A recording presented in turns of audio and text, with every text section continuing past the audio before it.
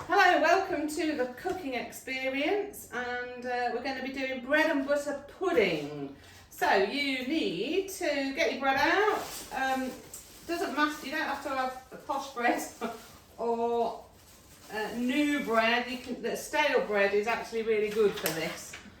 So we've got 1, 2, 3, 4. Depends how bready you want it. What's that, 6? I'm going to do 8 slices so that when it's in here it's going to probably be about halfway up. Then we're going to butter the bread again. Oh dear. Don't need to have butter, you can have spread, Mars, whatever you've got knocking about.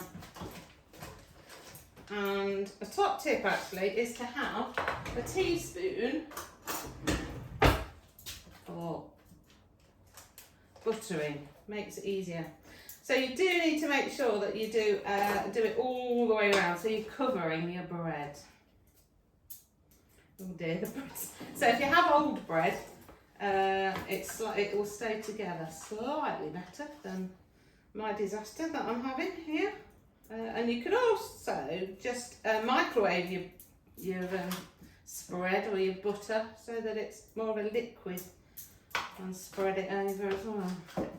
Okay, so we're now all buttered, and then what you want to do is to cut them either into triangles or just in half, but I'm just going to do a bit of both actually, so that when you're putting them into here they will fit everywhere. Right, so this is like your posh triangles when you're doing your sandwiches for your picnics. Okay, so lid off, and all we're then going to do is layer up in here, and you need to make sure that they are overlapping. So usually butter side up, but not precious about it. Okay, so we're nearly at the end. We've piled up all the bread. You could, if you wanted to, layer up your fruit as you are doing your layers of bread, a bit like a lasagna. But I've piled all my bread up and I'm now going to do the fruit, so a good sprinkling. If you like lots of fruit, then which we do, then pile it all on. Don't worry particularly about measuring it all out. And if you've not got raisins or sultanas, then grapes are do, or some frozen fruit. Just basically put all that in. Right, okay, so that's now in there.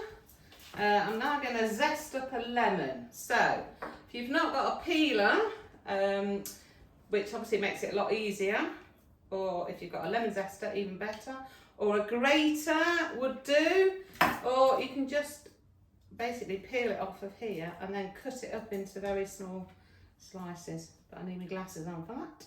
If you don't like lemon, you could use orange, or not at all. Up to you, it's your pudding, so do whatever you want. Okay, so, right, we've got that. Right, I have got some sugar to sprinkle over, but if you're using very sweet fruits, then I wouldn't bother. I mean, if you're using apple, grate up some apple and put that on, then you're probably not going to need any sugar, or just a spoonful of sugar. So I'm just going to add in actually a teaspoon of sugar to sprinkle over. But if you're of a sweet tooth, you can obviously add in more.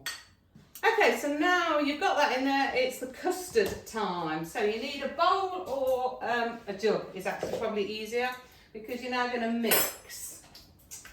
So you want, ideally you want eggs and milk, but we have improvised. So we've got a bit of yogurt, bit of cream, and then I will add a bit of milk. Because what you're going to do now is make sure that you're soaking up all of the bread. So it needs to cover basically the bread. So if you had your eggs, you put those in and give it a good mix, a good stir around. And again, you're going to want a bit of sugar in here to sweeten up your custard. And then just pour it all over. Put your lid on, turn it on,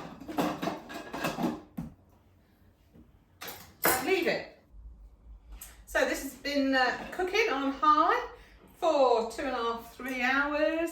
Because it's white bread, it doesn't take very long. And you could have this with some custard, some cream, or just on its own. Beautiful.